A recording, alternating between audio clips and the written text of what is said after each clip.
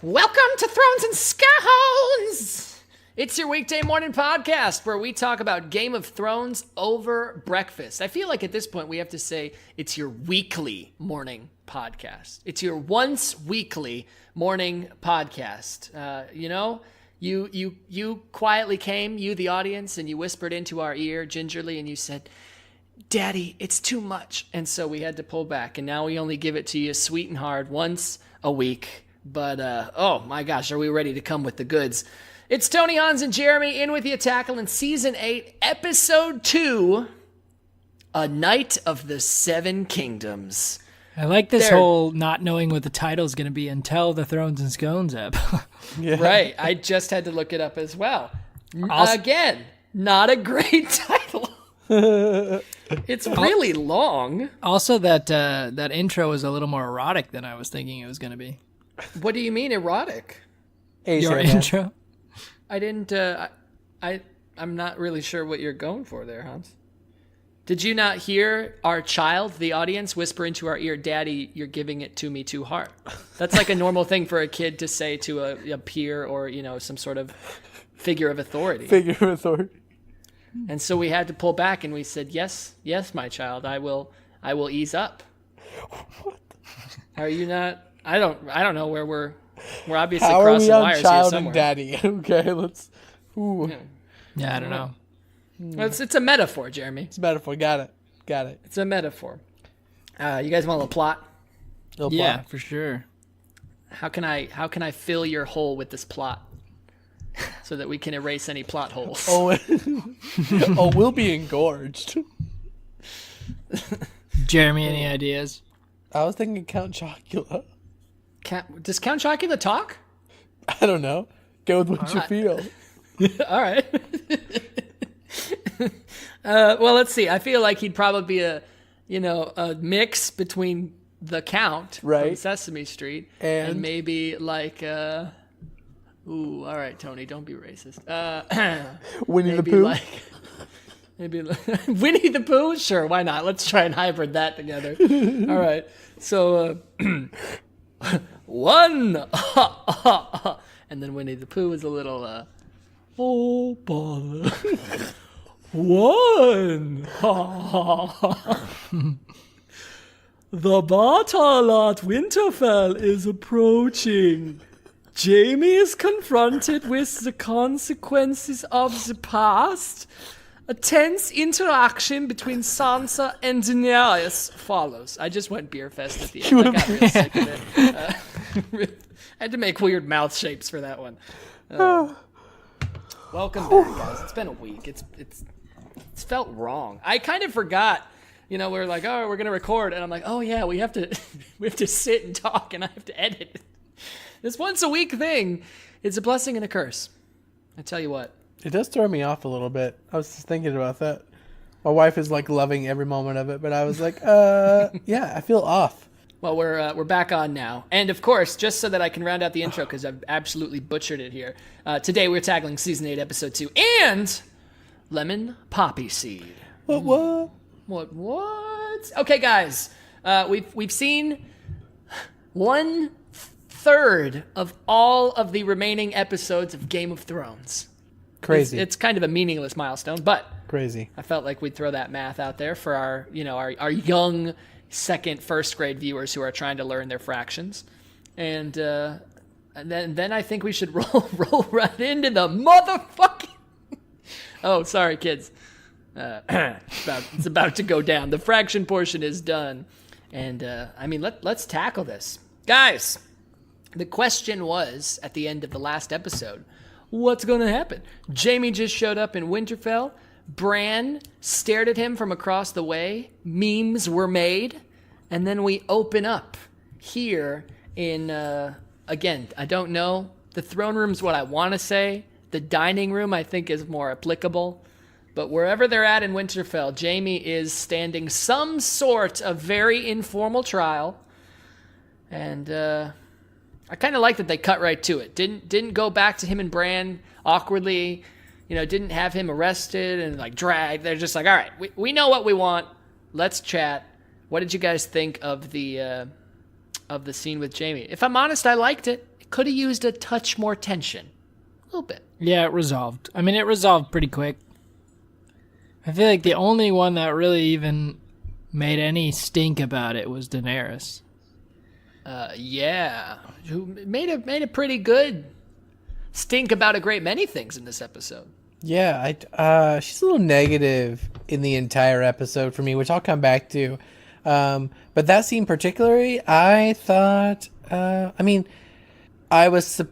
so many people in that room wanted him dead, and it felt like the crowd was just quiet the entire time, right? Except for Brienne, who stands up and gives like her vouch, and that's it. It's all I needed. And Sansa, which I have to admit, I thought I really enjoyed Sansa in this episode, which feels bitter and disgusting in the mouth. Like it's like a grimy kind of feel in my mouth. I say that out loud. Sansa was good. No, don't like it. Don't like it. Tyrion. I don't know. Tyrion felt weird to me in this scene. What? Cool. Jeremy, I mean, I guess saying negative things about Tyrion. I mean, that MVP. That doesn't add up. MVP. No. I don't know. I feel like he gets blamed for shit that he has no control on, and then apologizes for it. It's like, what, you didn't know your sister was a backstabbing bitch? But he did know. That's the thing. But he did. But he didn't know that. I mean, Jaime, she tells Jaime, "Hey, I'm not going." But she sold that, and I think everyone left with the impression, not just Tyrion, that she was being supportive. So when Dany's like pissed off at that, I'm like, "Bitch, you were there. She said the same thing to you. Like, what the fuck?" But Tyrion's the one who went in specifically to the one-on-one meeting under the guise of, hey, if anyone knows her, it's me. Like, I kind of understand how Dany's a little pissed off. At the same time, I was talking with some people the past couple days trying to figure this out. At the same time, you have to kind of look, I guess, at the fact that Tyrion kind of thought he might get killed. And Daenerys kind of thought that Tyrion might get killed in that meeting. And when he wasn't killed, I guess you kind of got to assume that, like, maybe there's a deal to be made if you're keeping him alive. This person that very much wants him dead, despite what that weird video with Elmo would lead you to believe. You guys see that? No, I didn't. It's on our Facebook page. It's weird great. Fucking video with great. Tyrion and Cersei arguing, and Elmo comes in, and he's like, Elmo!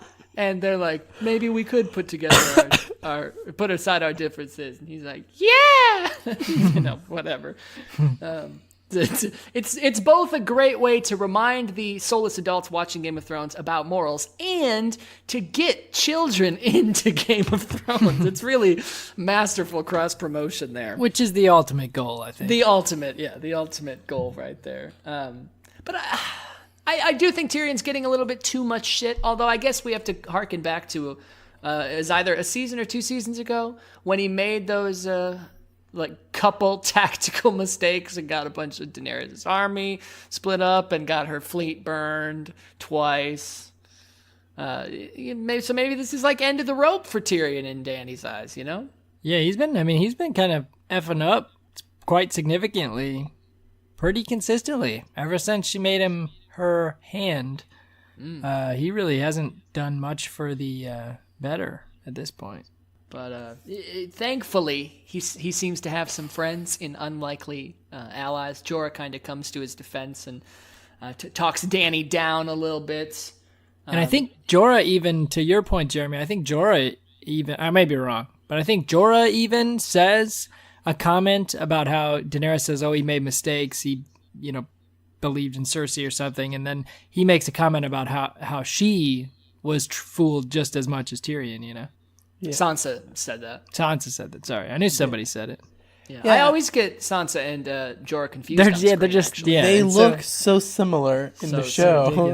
Ridiculous. Same dress cut, I think. It's the V. Yeah, that's the what V it is. cut. Yeah. It's that sweet figure. Sweet figure. I don't know. I feel like that part of that scene. I mean, I loved the Jaime and Brienne thing. I think we all felt like it was going to happen once it showed Brienne like in her like weird kind of like uncomfortably sitting there. And then the whole three judges with Danny, Sansa, and John at the table, like that weird dynamic is kind of cool because you get like we're in Winterfell, so Sansa's definitely been the kind of running it now, even though John's the king no longer of the North. And then there's Danny, who's the queen of everyone, but still the North is like, fuck you, we don't trust you. So like when they're like listening for opinions, it's like who does the room care what they say, right? Yeah. And I think that was really coolly done there when they're like, oh, what's John saying? John's like, yeah, that sounds we don't got time for this.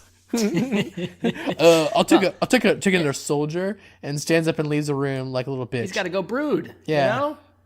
He's got a lot to think about. Yeah.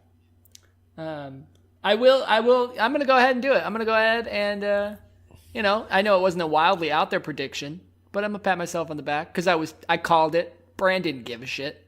Bran could have cared less. He's like, whatever. He had that one little tense moment where Jaime's like, I'm sorry for what I did. And Bran's just like, you weren't sorry then. But then he's like, it's whatever. Like, bro, like, do you want a kiss? We didn't get to see the kiss on screen, but that's only because we got to know Bran as a kid on the show, and it would be super weird for them to put him in a sexual situation because we all have a very young mentality of him. They would never and do the that. show writers they wouldn't do that. It to would us. never ruin That a would just child be- like that. That would be disgusting. But Absolutely anyway, not. last comment on the on Jaime's judgment. I felt like John did a little. I was kind of surprised with his reaction that he didn't just flat out say, "Start the damn joust before I piss myself." That would be Gendry's job, would it not? It's true. It's true. Of course. So, but here's my one confusing thing about this. Surely, Sansa would know at least a little bit about Brienne's whole thing with Jaime, right? I mean, it's not like it's a secret being hidden from people. It's kind of the reason she's alive. She has a lion's sword that she's had to explain to people, and I imagine would continually have to do so. This shouldn't be a total surprise. I mean, I get Brienne standing up and, actually putting forth this good faith is a little bit of a different thing, but Sansa just kind of seems a little speechless at the whole thing. And I feel like she should at least have some sort of inclination that, hey, this dude isn't the absolute shithole that my one experience with him would lead me to believe.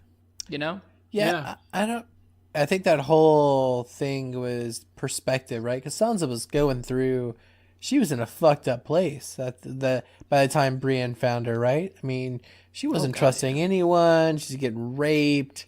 Like, I don't know how much faith was there for anyone. So I don't know. I can see it. I don't think Sansa bothers herself explaining what type of sword Brienne was carrying and things like that. Other people maybe like Podrick and things like that, I think would have a much better idea of like where her loyalties lie.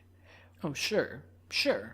No, I don't think so, because Brienne's left twice now to go south, and she kind of explains, like, Sansa says, like, blah, blah, you've got to go, you represent my interests or stuff.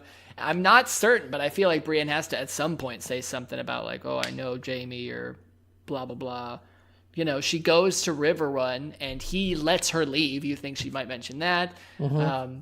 She goes to treat in King's Landing. Jon sees her, like, talking to him and everything. It just seems like there'd be something that makes this a little bit less like, oh, really? Like, I don't know. It's stretching. It didn't bother me that much. I liked the scene. I did just think that the tension was resolved a bit quickly. To her credit, Dany held on to it. I don't see her getting rid of it. She does seem uniquely pissed about her dad.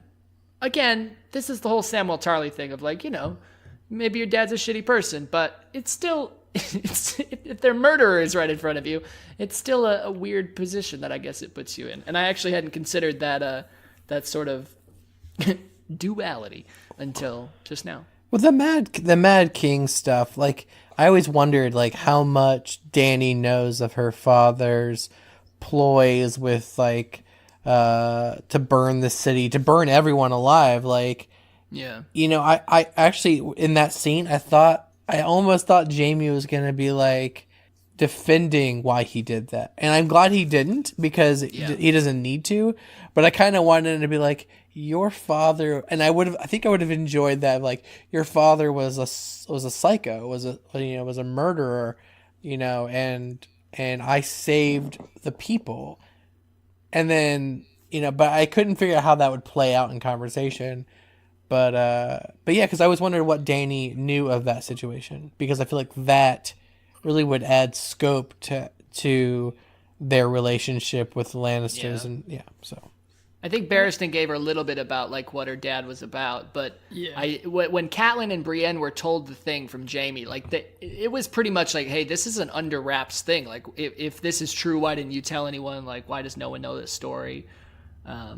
So I like as well that Jaime didn't say something there. It would have been cool. I think it rounds this arc out better the way it went. Yeah. And I mean, he still defends himself and says he doesn't regret it, but he doesn't take that road. He just takes the reply of, I did what I did for my family and my people or whatever. And I think that was fine. And then Bran just drops the one-liner. The things we do for love.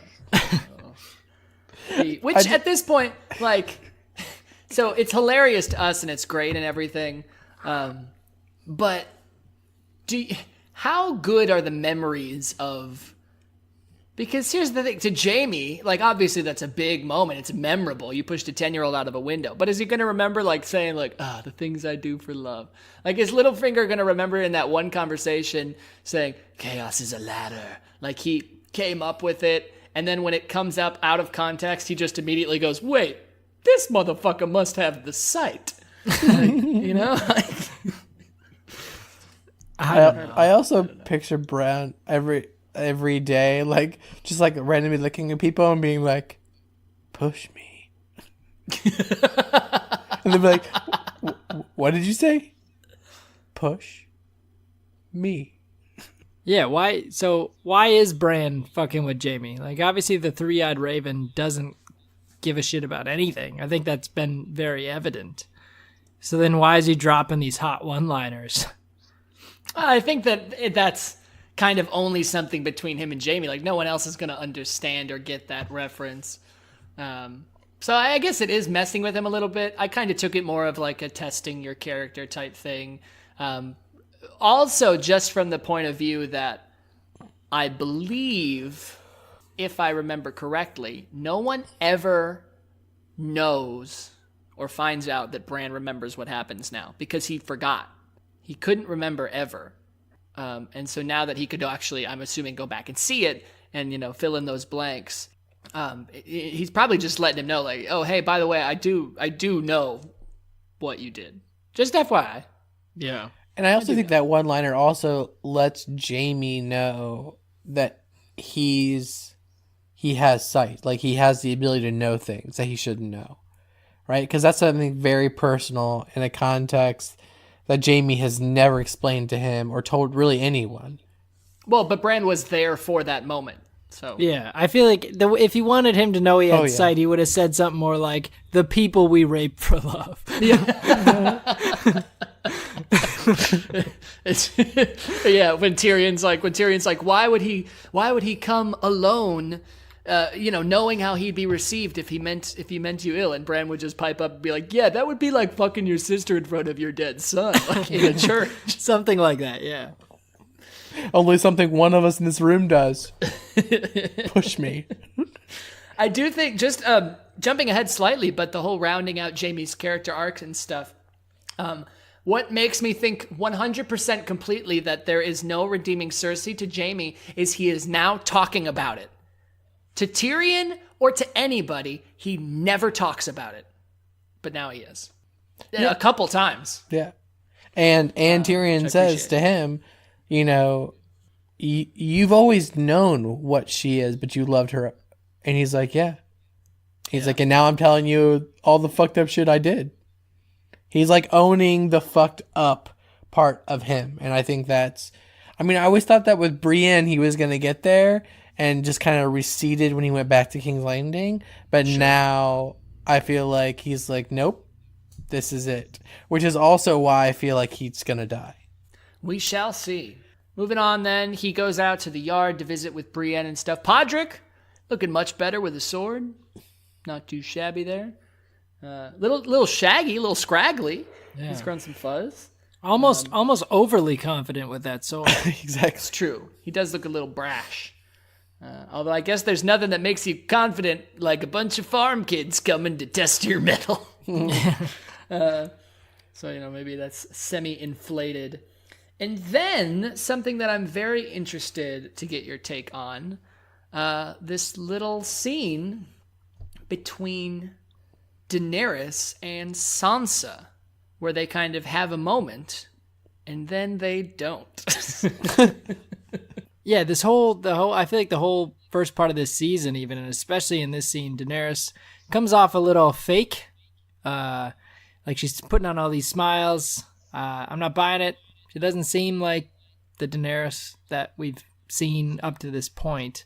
And then we kind of see that what I imagine is kind of the real Daenerys when Sansa pulls out that "what about the North" line, and then Daenerys just yanks her hand away, which is, I thought that was kind of interesting, but I don't know. I mean, we knew that there was going to be this tension, at least in my opinion. So, And I I got that vibe too. Yeah, and I think it's kind of unnecessary because even if you view yourself as the ruler of all the kingdoms, the Iron Throne, blah blah blah, and then North is what you consider part of that kingdom, part of your rule, like this is not the time, right? Like you need to make friends, you need to make solid investment in your people. And I feel like she is so bad at that in the North, right? She just cannot keep from fumbling around, especially with those that she's living with right now. And she seems so kind of like on edge all the time. And maybe that's because of the weird being in the North, the relationship with John and everything. But I agree with Han, she seems very fake and very kind of like uncomfortable with this situation. And angry, which, I don't know what she's angry about yet. I mean, I know what she's going to be angry about, but I don't know where the anger is now, if that makes sense. Yeah. So the fake thing, she seems very manipulative. Yeah. Coming across Sansa here. And I'm split on it because this is exactly how I expected things to go. This is textbook. Like she's turning heel. She's going villain here. She's like building to a big boiling over point that we're going to get to. And then all it takes is one little spark or something. But it seems so obvious that I think they're trying to make it fake. Like, I think that it's trying to throw us off something else happening. Because it just seems so brazen right now. Like, not subtle at all. There's like 4 or 5 moments in this episode where she just goes full, like, red-eyed, like, some great faces. But it seems, yeah, like you said, a little misplaced with the rage. I get her being upset. I get her being frustrated with Sansa, who, because John was kind of frustrated with Sansa. There's this level of, them thinking that she's undermining them, which now we're seeing it. Sansa really does have the North's interests at heart. And, whereas John is taken back and seeing that Daenerys is their only way to win this war, Sansa's like, well, even if that's true, there's something that comes after that. And, I'm not forgetting it just because you got some dragons or something. So I respect to Sansa for that. Yeah, and kind of like I said, I just feel like we've seen it before, where Daenerys is in situations where people just don't respect her as much as she wants, or kind of underestimates her, and she's never done this kind of fake trying to be liked thing, which, again, maybe it's because of who she's around now, and she knows she needs to deal with these people for the rest of her, life or whatever, but she's almost always had this overconfidence, which I don't understand why that's just kind of gone now, if that makes sense. I mean, it's a different situation, I guess. She is typically coming into situations. I mean, when we look way back, Daenerys is being counted against by anybody she comes into contact with.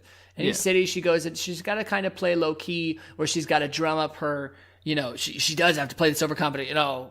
Give the big speech. We've played it to death and stuff. Now Daenerys is kind of at a point where she holds, at least in the company that she's keeping, all of the cards. And I guess from her perspective, that's what she's been missing this whole time. She's had like one kind of trump card to get her out of situations here and there. Now she has like every angle on everyone, and it's not working at all. I guess, that you'd be frustrated. Yeah. I don't know. I feel like there's something from the arc we've had with her prior, and seeing her grow as a kind leader, as a kind queen. I feel like it's just gone super dark, and it happened so quickly for me that it's either exactly what we expect it's going to be, and because in the books it happens over what I think is going to be so much longer of a time period, in the show they're just trying to make it happen like that because it has to happen, because they only have, like you said, 4 more episodes after this. They have to make something, and they have to make it believable, and I feel like there is enough in this story right now and with her bloodline, you can see the crazy.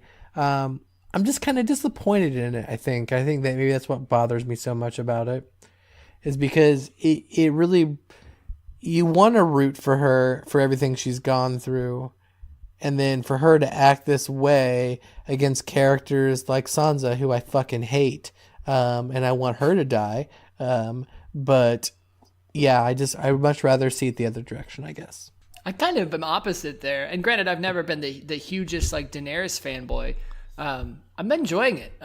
Granted, this is what I was expecting, but I like it. I think that she makes a stronger, whether or not they go full villain, I think she makes a stronger point of tension than she does like a Shining Knight. Because they've shown her, for your whole benevolent ruler thing, I don't think that she has been. I think that she's been a kind, in her takeovers, she has had very good reasons. She has had these, very up and up sort of motivations behind freeing the slaves and going ahead and building her rule in Marine, making Slaver's Bay better. In her actual ruling, every single time, there's been these moments that we've touched on where we're like, okay, Daenerys is, she's dipping her toes into the fire there a little bit, sometimes literally. And I think that ruling when she thinks that she should have respect or fear or whatever, and she doesn't, I think they've led to this moment where they're like, that's gonna backfire. Yeah, Definitely. I think it's going to be an interesting point, because if Jon's now situation, being Targaryen bloodline, next on the throne, if what that does to her really makes an interesting point for me if she survives or not. So Sure. I feel like that's why in this episode, and we'll get to it, it feels so short and so brief that I didn't care for it. That's fair. But we'll get to it. Yeah. So, And I was just going to say, kind of to your point, Tony, too, and like we've seen before, I think this is really one of the first times she's come into a situation where, she's always been liked by the slaves or by the, just the standard people, but she's almost always conflicted or gone against the rulers. And this will be the first time where she's actually most likely either has to side with these people, or again, to mirror what she's done almost every single time, she would almost have to go against Sansa and Jon, because I don't think she's ever done it any other way. True. That's a great point that I hadn't considered. Yeah, I totally agree with that. I say we go ahead and call it right now that this is not a red herring and that Dany is going crazy, because I tell you what, I am on a goddamn dinner roll here, people. The Night King is 100% after Bran, and he knows it. So I'm going to go ahead and chalk down another little tally mark next to my name. Cha-ching! Yeah, that was. I mean, I think you've so far, as what we know, you've been killing it with the predictions. I was a little disappointed that it seems like the Night King's goal is really just to decimate humanity. That was kind of a bummer. I was hoping for a little more than that, but it's fine. Did you see the? I don't remember if it was a director or a writer, but somebody online commented sorry, I don't know the word. Like the imagery behind the symbols that they've been leaving, because there's been all this speculation going on. Yeah, what it means and what it is. Yeah. And the writer said, because we've seen it before. We've seen it in the Children of the Forest, in the cave paintings and in Bran's visions when they go into the past. We see it twice. So it's Children of the Forest imagery. We knew that, and apparently it's it's basically like a sacrilege thing, like flipping the cross upside down. Is basically all that it is. So it's nothing beyond that, seemingly, if it's to be believed. Oh, that's kind of lame. That's kind of what I thought as well. But And also, for all the time and effort they put in doing these things, kind of pointless.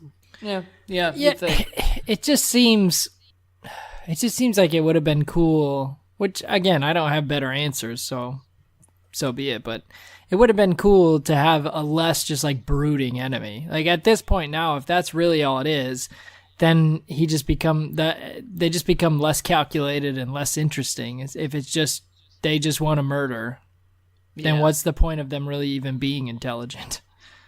It's true. Yeah, I don't think we've got the whole story yet. I'm interested to see where it goes. Yeah, I hope there's a little bit more to that. Does it feel like a slap in the face at all that we've been saying for... it might be over a season at this point. I think it is. I think it's more than a season, if not almost 2 seasons, since we've seen Ghost, and they put him in this episode, and he just sat there while they talked. Yeah. Like, if you can't afford him, don't pay for him to do that. Like... Yeah, I kind of like, why even bring him back? If you're bringing him back to kill him, I'm going to be pissed.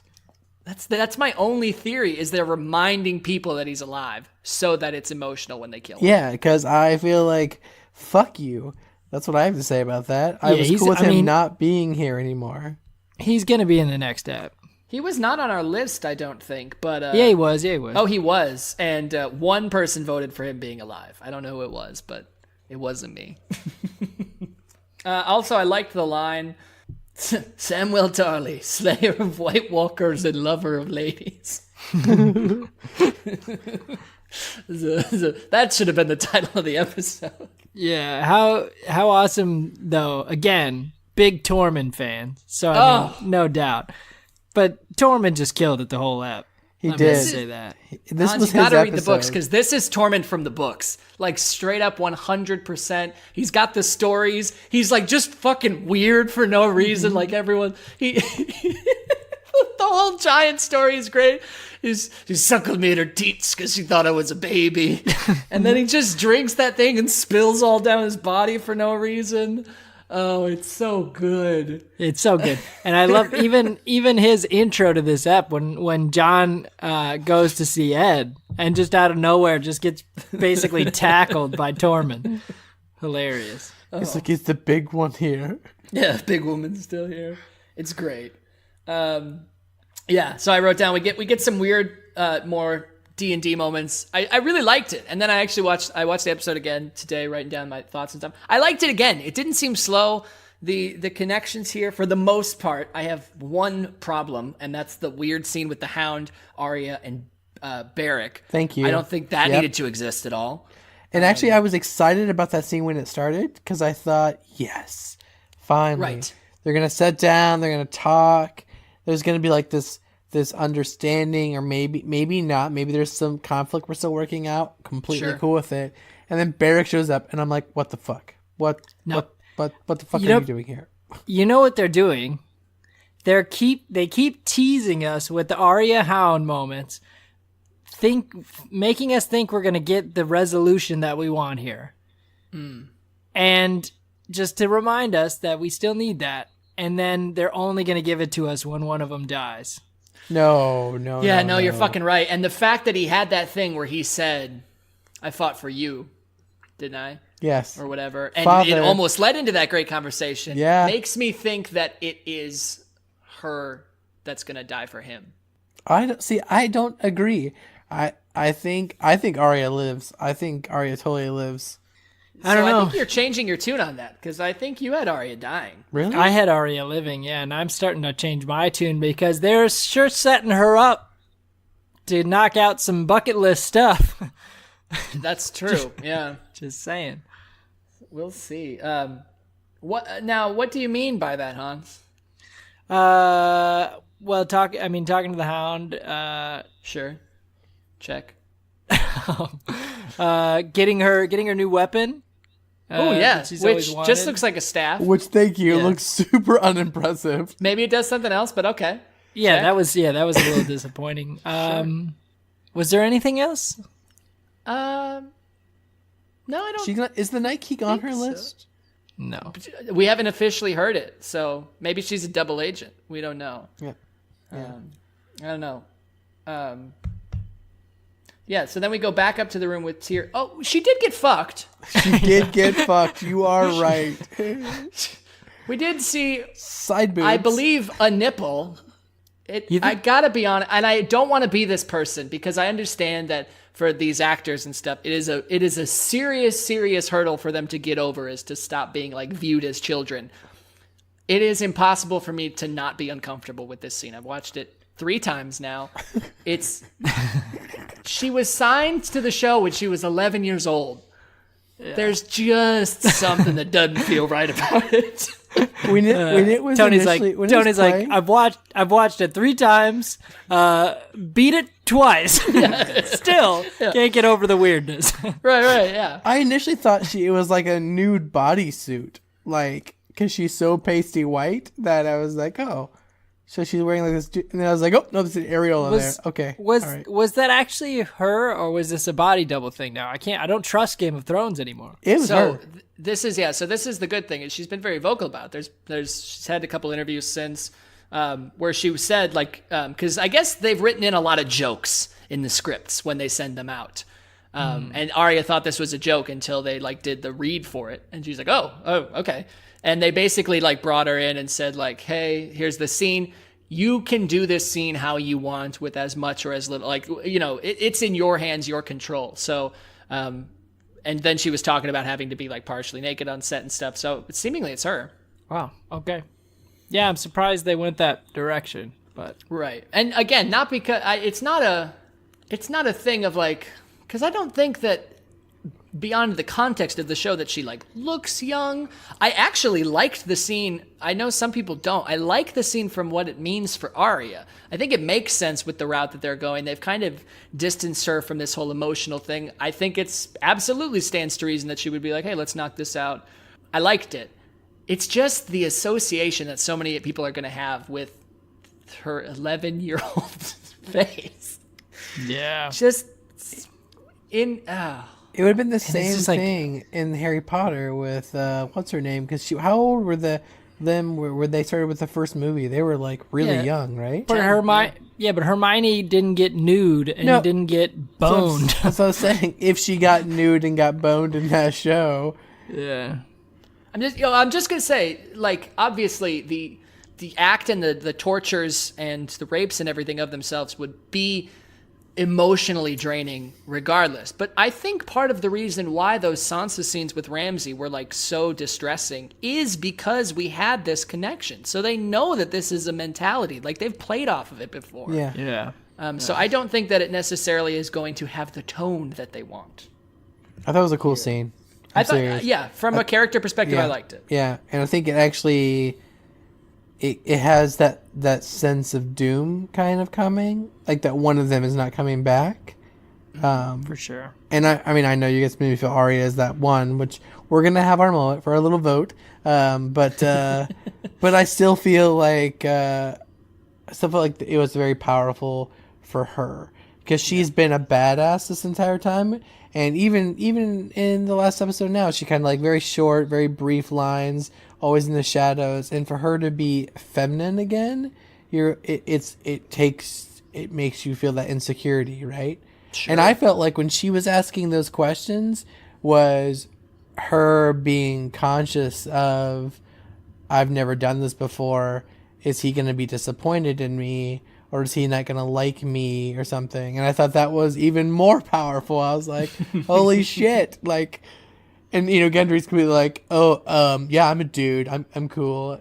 And she's like, no, you counted. How many? Yeah, I'm just gonna say I predicted this. This was not before the season, but I knew this was coming since last ep. They were selling this right away. There's some tension there. Yeah. I mean, if you did, you predicted it silently to yourself. Yeah, I was like, I don't remember that. Yeah. I thought I said something about Gendry and Arya, like that they're seemingly forcing this. Oh, maybe you did. No, I actually do Maybe you remember that did. statement. Never mind. Yeah. Yeah. I And will the just say. Oh, go ahead. I was just gonna say I would just little add-on comment for both episode 1 and 2. The memes are rampant. Oh, they're so good. And they're so good for every episode. Oh, one of the. I mean, to Jeremy's point, where she's like, "Oh, I don't know, am I not going to be good enough or whatever?" I did see a meme that was like, "Y'all did notice that Gendry was passed the fuck out, right?" As she looks over, she's like, well, that was like, boring. All right. I saw one meme. Not as tasteful. And it just showed Arya's face and it said, "A girl has no hymen."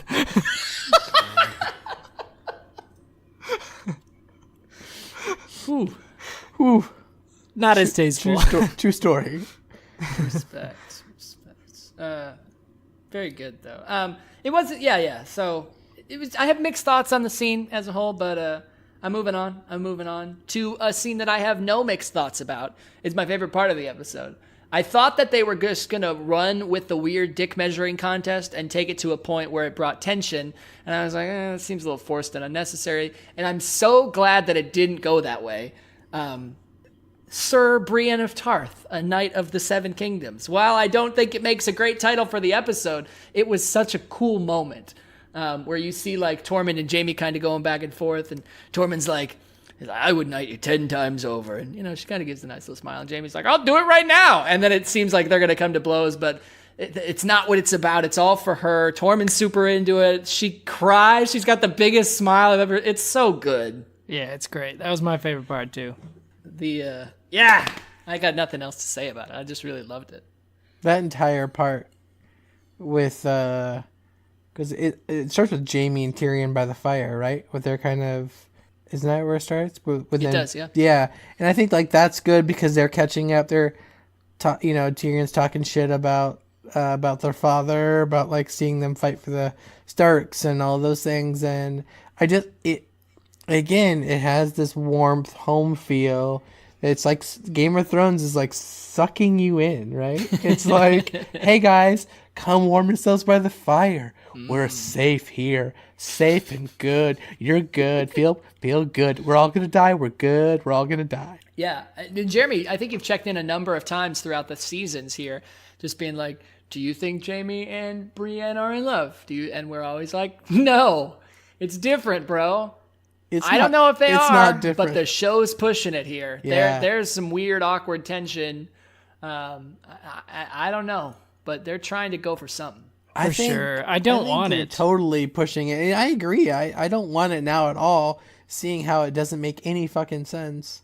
But I think they want to push it in a way when Jaime dies for her.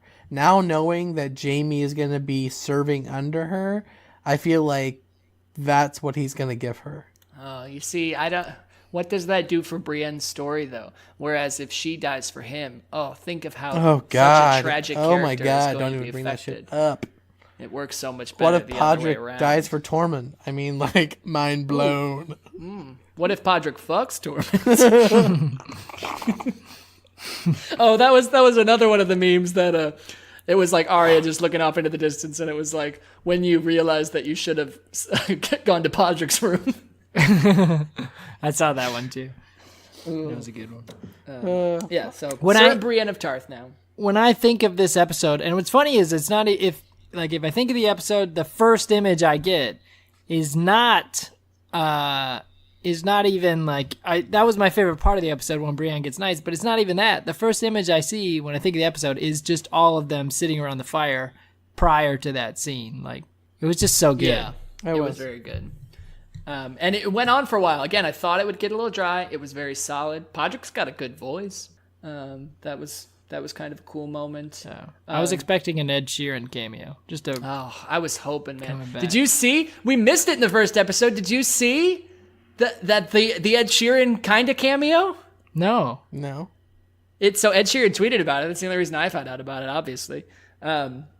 When they're in the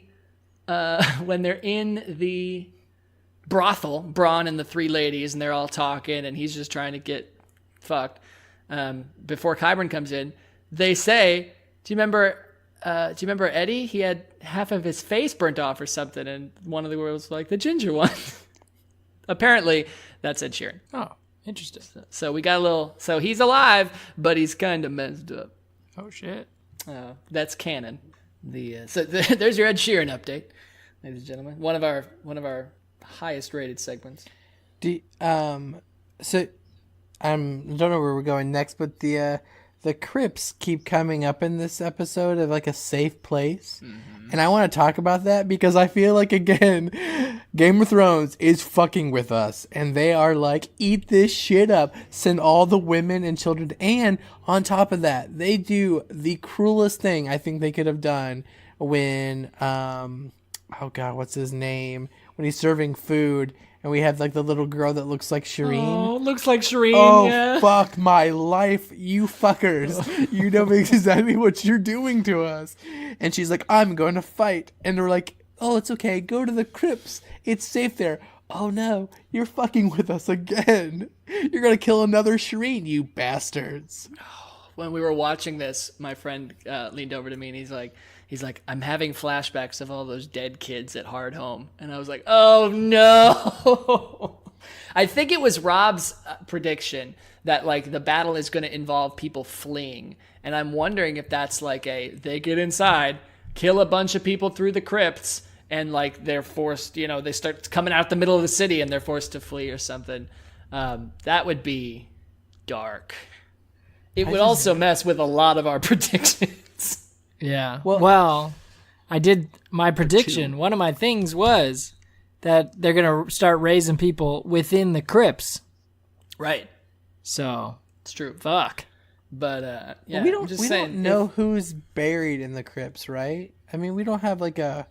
I believe all of the like patriarch Starks and Lyanna is what it's supposed to be. Okay, but like, so we don't know if Catelyn ever got back there or Rob, right? I don't believe Catelyn was there at all. I don't believe Rob was there. I mean, they and were pretty desecrated. Right. And then as for Bones of Ned, I mean, like, okay. So There's a lot of history there, though. We don't necessarily need to know who's being risen, but Yeah. No, but I'm saying from a standpoint of like the whole idea of raising someone whose face would have some sort of value or kind of like, It's got to be. It's just skeletons at this point. yeah, I don't know. I don't think we're gonna get I don't that. know, when you looked at the map, you know how it shows like their army. Oh, I was just gonna say that the strong counterpoint to my crypt resurrection theory is that again they gotta be in tombs, like they're not just Right. in the dirt, like so. Right. Highly But, doubt it. I mean, but if they get in there and can open the tombs, it could, if there's something or somebody of there with relevancy, I don't know. I just don't see them killing Gilly and some of these kids down there. I don't. That's where I'm struggling with. I love the idea of the crypts actually not being safe and then going like, oh, we'll put you in the fields, because if you looked at like the setup for the armies, you'll see like they seem like they're all prepared for just like this frontal attack, which doesn't make any sense because this army is like maybe 4 or 5 times larger than them. They could just surround them and just decimate them that way. right? Yeah, I don't know the topography. Well, it showed like the layout of the map, with all the little tiles. It looks like everything was facing the one direction. Sure. Yeah. Yeah, I'll be interested. I mean, as far as them killing the kids, they've treated kids pretty shittily in the show. I buy it. I could see it. It would be rough, but they could do it. Yeah. So speaking of crypts, we have that one scene. Danny finds her brooding lover staring at a statue, and she's like, "Who's that? Let me rub your shoulder because you keep hiding from me." Come on, baby. Tell me tell mommy what's wrong. And it's like, oh no, wait, you can't say that. Yeah. So John, I think we've talked a little bit about, like, there's been a lot of character development. John's been through a lot. The dude's conversational timing has not improved at all. And I hate it. I didn't like it. This was maybe the worst time to drop this news. Yeah. Oh yeah. The White Walkers will be here in like an hour. I should go set up. Oh, by the way. Well, he goes, but first of all, okay, so I will, just to touch on John's mistakes again. They go up, the horns blow, they go up at the end to see everything, and then, like, John gives her the "we cool" nod. I know. Which she does not reciprocate. No. But he gives it, we're cool, right? But I saw it first as a meme. Again, they're great, but it's been making me think again. There's that whole, like, my real name's Aegon Targaryen, and the meme is like, that means you have a claim to the throne. And it's like, bitch, did you not just hear the part where we have the same last name? But that's important because she's not reacting to John the person. Like, he even says in the conversation, like, I wish it wasn't true. Like, obviously this isn't something he's aspiring to. She's not reacting to anything that it means for them or anything that it's meaning to him, only what it could mean for her. And I think that is another nice little psychopathic little tidbit that we're getting there from Danny. And I think it was given Selfish. in that situation because if Danny does something in the next episode to act on that, there had to be a reason, right? Sure. And I feel like the show needed to get that out quickly.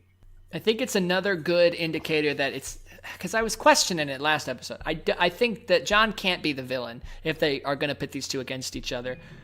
Because they, once again, like, yeah, you could say that he's Star-Lord levels of stupid for dropping this news here, but it's also his character. Like, he would have essentially had to have lied to have gotten out of it, or just walked away silently, and he wouldn't have done that. So I think that it's not showing John changing morals here, which is refreshing.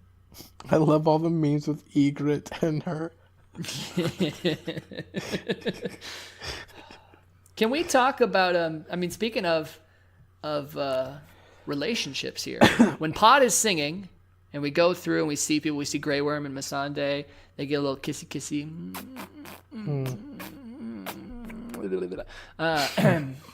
we see others as By the well. way, they're dead. Yeah, one of them for sure. We see others as well. Do you guys think that they're trying to push a Theon Sansa thing? Fuck, yeah.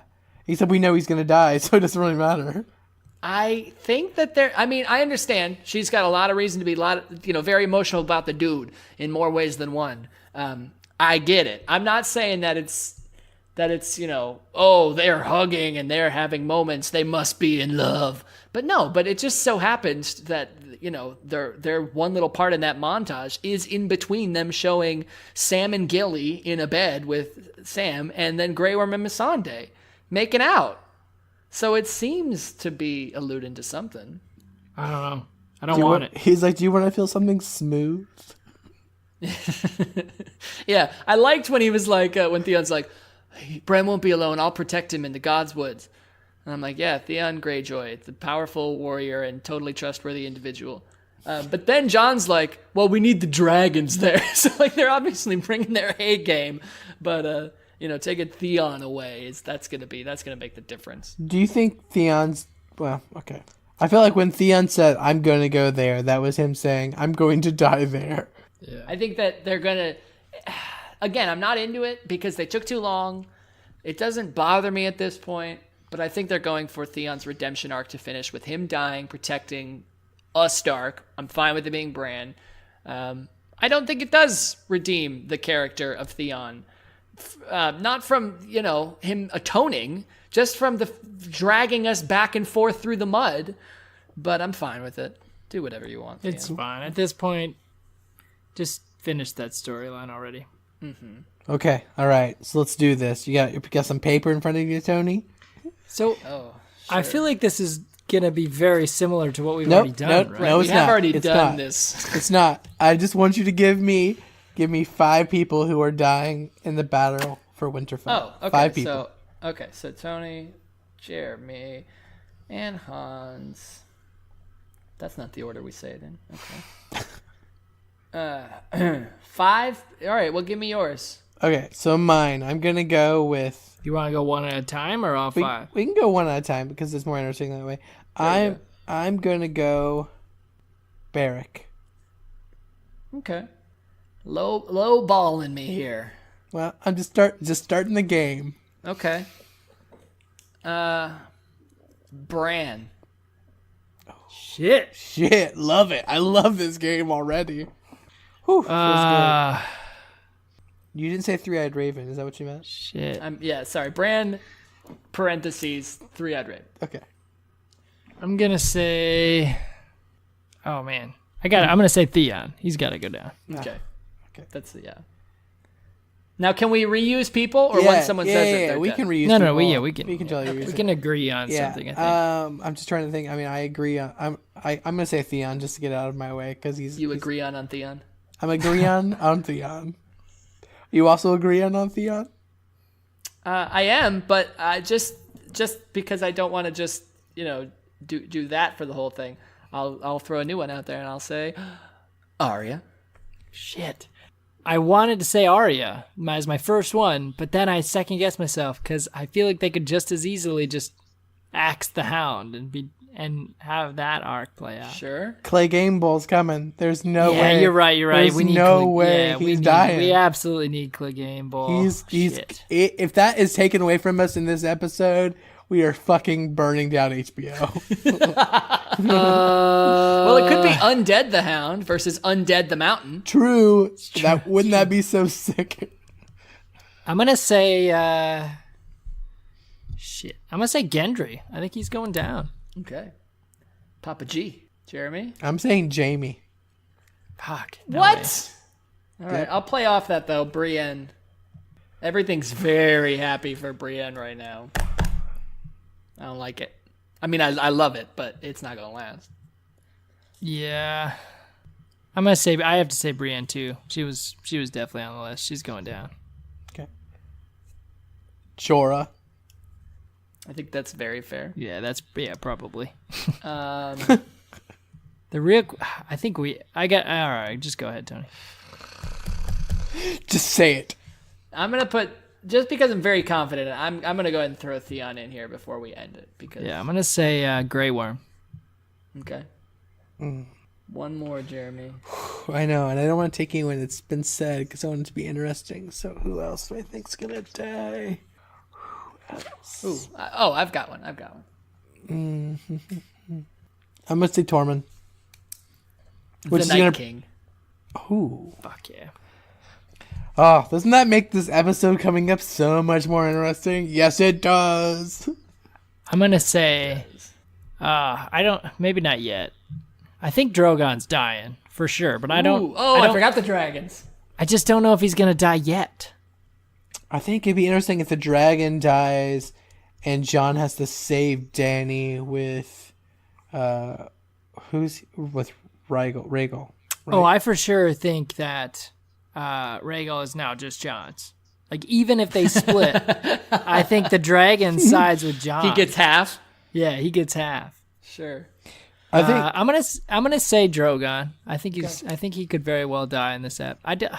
From a story arc perspective, if they're gonna make Dany the villain, though, I feel like they're gonna keep her they're gonna have her kind of powerhouse with her, though. They're not gonna let it slip. Is my concern. Here's my thing, like, so, but if this is a red herring, here's my theory on where we go, is this is a wash. Like, the dead are wiped out, but it takes everything. And we've got, like, Jon and Sansa are left, but Arya and Bran are toasted. Brienne, like, everybody on their side is toasted. Dany loses the dragons. I don't think it's crazy to say she loses Tyrion. And they're both essentially so broken and powerless that they can't fight each other at this, like, it just, there's nothing to be fought, and it just goes forward from there. I think that's the way they got to do it. Yeah. So you thinking there's no dragons alive going into the next war? Well, so that's only the one way I see it playing out. That's not what I think is going to happen, but either way, sorry, that was the roundabout way of answering that question. Yeah, I think that the dragons die in the fight with the dead, because I think you kind of got to, for the next war to have any sort of substance, kind of have to lose them. Well, Yeah. I don't know though, because they did make a huge thing about Cersei having all the Arbalest things or whatever those are called, the Scorpions. scorpions. Yeah. Yeah, but so it didn't I just- work. Yeah. I just feel like It there has shot to be. it, but it didn't kill it. You There think has to be an army, though. you think Bronn's coming this episode? Gonna do a little Tyrion killing? Nah, Bron's too self-serving to show up when this castle is under siege from 100,000 dead people. Good point. Good point. I didn't know. I just read online the other day to totally sidetrack our conversation. I didn't know that Bronn and Cersei were in a relationship prior to Game of Thrones. The actors. Yeah, I think we talked about this with actresses. Robert something, because I've never seen this confirmed. I've seen the rumor, Yeah. but yeah, apparently that's why they're never in any scenes together. Yeah. Very well 'Cause could it just be a ended rumor. poorly. Yeah. Interesting. Jeremy guesses Beric, Theon, Jaime, Jorah, and Tormund are all gone by the end of next episode. Hans guesses Theon, Gendry, Brienne, Grey Worm, and Drogon. And I guess Bran, Arya, Brienne, Theon, and the Night King. So Theon is our only unanimous vote here. Theon bowing out in this next episode. I would be remarkably surprised if they don't kill him. Yeah. Like, honestly, if somehow nobody dies in this battle, like, maybe the Night King's like, hey, can we talk? And then they, like, hash it out and they sign an agreement, and it's peaceful. But, like, I would believe that if on the way out the Night King just looks over at Theon and goes, all right, but fuck that guy, and then, like, kills him or something. Like, because Theon survives the next episode, it's the most unbelievable thing. And Yeah. I officially don't know why they have that character. What are you trying to do with him? Yeah. Did you guys watch the next on Game of Thrones? The little teaser? I did. I didn't. It was nothing much. It was just a bunch of, like, faces of people looking off of the ramparts and a bunch of drums. Yep.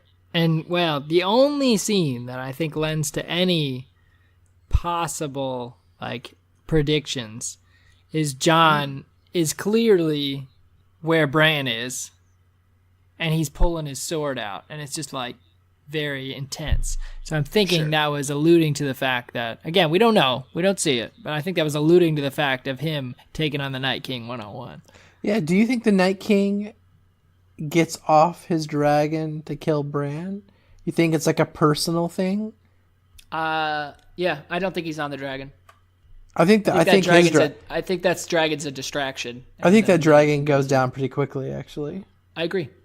I'm interested to see how his generals fight, because the Night King was the one who threw the spear and hit the dragon. Right? I'm interested to see if they had that sort of, like, same velocity. You know, They've been shown to have at least some level of super strength. So Yeah. Shit, there was a lot of White Walkers. We haven't really There were a seen that lot. many. there were Holy a crap. lot of White Walkers. That's it. I believe we've touched on everything. The one thing I think we missed, Jorah has Heartsbane now. Sam gave that to him, which was nice, I guess. Yeah, it was good. And that was it for season 8, episode 2. Also, Podrick killed it, but I mean, it almost sounded like that song was written for Florence Welch. She did a much better job in the credits. Do you think Winterfell falls? I think it falls in a sense. I mean, I think that this battle costs almost more than they're willing to pay. I think they win, though. I love the moment, by the way, of Tyrion saying, like, I think we might survive. And everyone laughs. And he's like, no, really? I like that. That was cool. Unless which I haven't actually read much about it, but maybe it's a total twist.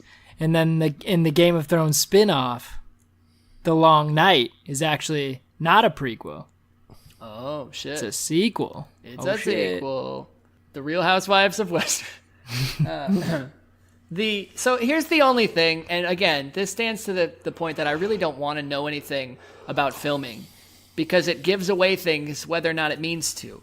They can't lose this battle because if they lose the battle, it essentially implies a bigger battle, and we know from a budget standpoint that doesn't happen. Yep, exactly. So, unless they're doing a great job of hiding it.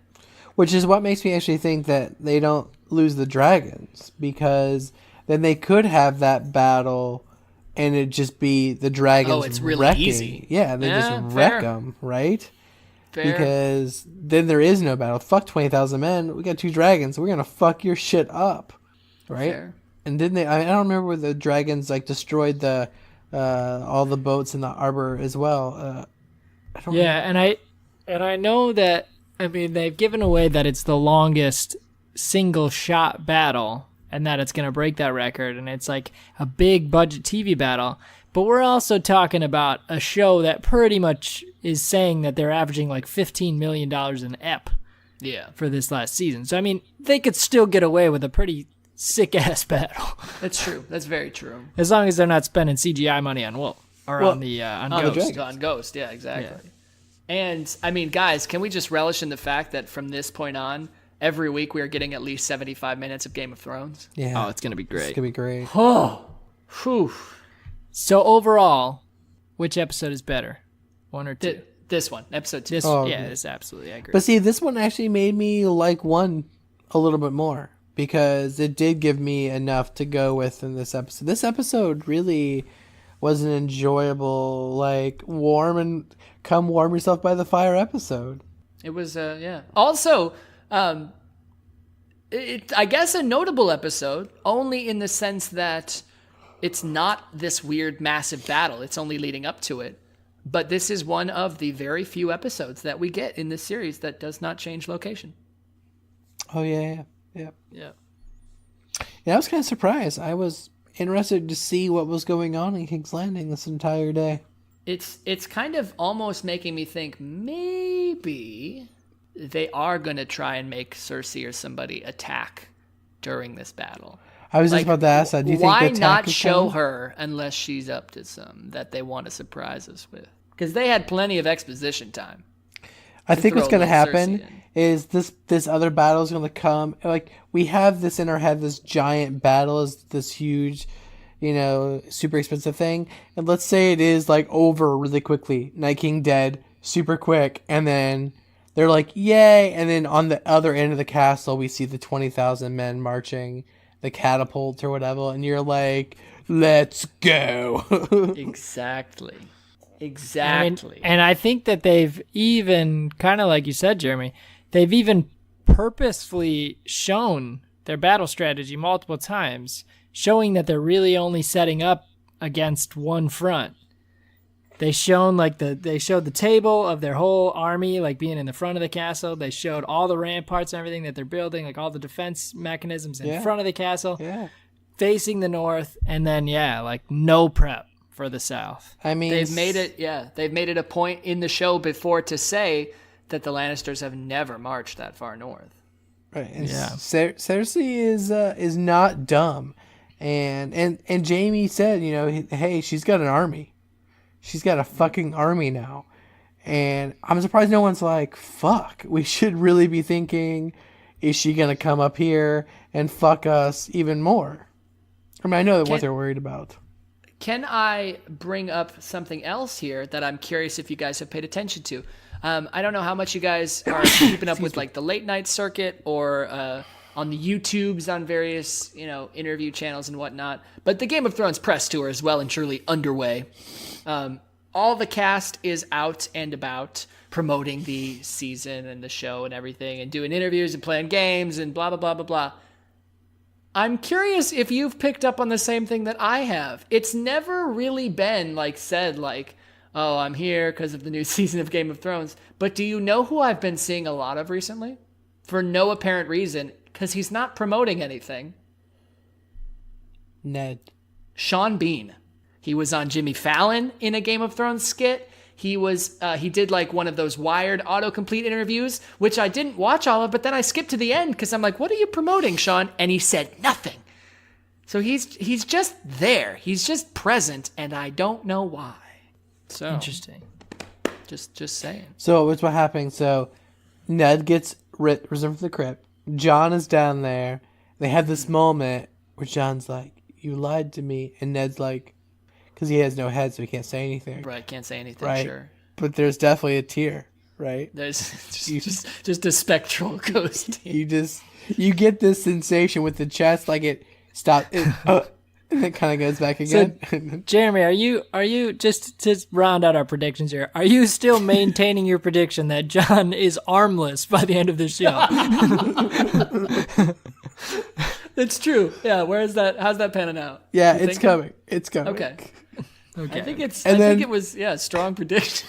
And then he has to shoulder his way through things. And by shoulder, more like clavicle, more like high clavicle kind of thing. Sure. Oh, sure. Oh my gosh. I You just can go want talk at Jamie high school to do- assemblies. I want Jamie to do more hand jokes. That's the one thing I'm missing. Where he's like, "Hey, high five." Do you guys have an issue with the fact? I just kind of paid attention to it the second time watching both of these episodes, that they've kind of just done away with Varys as a character. Like, he's there. He has like a one-liner in the first episode, and he exists and he looks sheepish for a moment in this episode. But there are interactions with Dany and her advisors, and Varys is just not. He doesn't say, he's not vocal, he doesn't seem to have a hand in anything anymore. It's like he played all of his smarts in getting to this position, and now he just kind of exists. It's such a bummer. Yeah, it is. Yeah, I gotta think they're gonna loop him back in at some point, but I do think it's weird that they haven't had him advising at all. Which It you does, said, yeah. I guess it does kind of speak to the situation, but I would have liked this if they played it up more. Like, Varys is very much about people. He gets into people. He learns everything he possibly can, and then manipulates the strings. And this is something completely out of his depth. I mean, it's an army of 100,000 dead men. I get that he wouldn't necessarily have the most to say about it. It just seems weird that he's just shut up and just is kind of just in the background shot of. Well, he's in the north too. I don't think he has much hope for his birds and spies there. Oh, right. Right. I mean, like, Yeah. they will light him up there. They'll hang him in front of his friends. So I don't. You think he'd at least have something to say about the Cersei comments when they're talking about her building your army and all that stuff? Like, how does he not know about that? I guess Qyburn kind of has taken over the birds and all that stuff down there, but you'd think he'd have like at least a little inkling about some of that, but maybe not. And I wouldn't be surprised if he dies. And it would seem weird because he's kind of like just like petered off and just dies. That would be very odd, but maybe that's the way of removing him because he's played his role. But then it goes back to his conversations with Dany and how, she was like, talking about don't betray me and, talk to me if you feel like I'm leading, ruling incorrectly. It's like, oh, I will. Like, all that will make sense then if we just kill him off like this. Sure. Yeah, I think he would have got more screen time if he was going down. Me too. But yeah, I'm excited for it. It's gonna be. I wish we could do like a live reaction video, just because I feel like this is gonna be the one I want to do it on, where I'm like, "Shut the fuck up, Jamie died." Yeah, it's gonna be. I don't. Have you guys cried yet? I don't know. I don't know how you're. I mean, maybe you guys are just too cool for tears. I'm just trying to think if there's ever been the Red Wedding was rough. Oh, I meant Maybe. in these 2 episodes. Maybe the Arya scene. She's just a kid. She's just Gensher, you must. You gotta hold her. I had a little moist eye going at the Brienne scene. Oh, see, That was great. Yeah, that was great. It's very moving. She looked so happy. the Arya Hound. That gets to me. Like the whole father thing now he does when he said I fought for you, and the whole him going back to being a better person. There was either a review video or a comment on that said this guy's I wish that when he was drinking the wine in the bag and he gave it to Beric, that Beric would have been like, why are we drinking water? Re-emphasizing the fact that the Hound is different, right? He's not the Hound anymore. That's fair, but I mean, even through all this, he's still been asking for beer at every. True. I'm just saying. I think that you would have got the seriousness of this in that sense, right? Sure. Yeah, sure. I still think he's gonna wreck people in the battle. I can't wait for it. Well, you've got some predictions that I'm interested to see how they play out. Your thoughts are interesting to me, Jeremy. They always are. And so I am curious as to what you think about that lemon poppy seed scone. Okay, so I made lemon poppy seed scone. Let me tell you, it is fantastic. It is the mixture of lemon with the Does this say sweet bitter. Have we been recording for over an hour? Oh my God, guys, we have to go. No. This has been Thrones Poppy and Scones, seed your with weekday lemon morning in my mouth. podcast. Tony Nom, Hans, nom, Jeremy. nom, nom. We will be back next Delicious. Wednesday for season 8, guys- episode 3. I guys are assume the it's going to be coolest called people in Battle the of world. Winterfell. I feel like you're a cock right Are you down with GOT? You know me. Yeah. Shit is going down next step.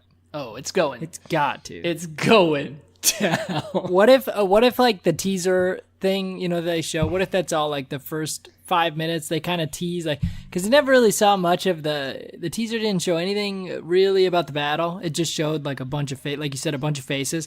What if it's just a bunch of faces looking at the army of the dead, they're coming, and then all of a sudden it just cuts to fucking King's Landing, and the whole ep is just in King's Landing. And then the next episode just opens on the ruin of Winterfell. Yeah, they just skip the battle. They show us nothing. But no, it's gotta go. It's gotta go down because you know what? I don't have this statistic in front of me, but I want to say there's only 1 or 2 episodes of this show, period, where somebody, even if they're a miscellaneous nobody, doesn't die, and nobody dies in this episode. Not one soul. Did we get a death in the first step? We got the implied death of all of the Umbers, and the re-death The of boy. the kid. Right. But yeah, still not a lot. Because isn't that the beginning where they send him to go talk to his family or whatever? The kid goes to get his family or something like Yeah. that. All right. The lady, by the way, Lady Mormont, still badass. Still badass. That conversation with her and Jorah was funny. Her just shutting him down, basically. She's like, fuck you, I'm going to fight. Come on, men. The men are like, yeah. Yeah.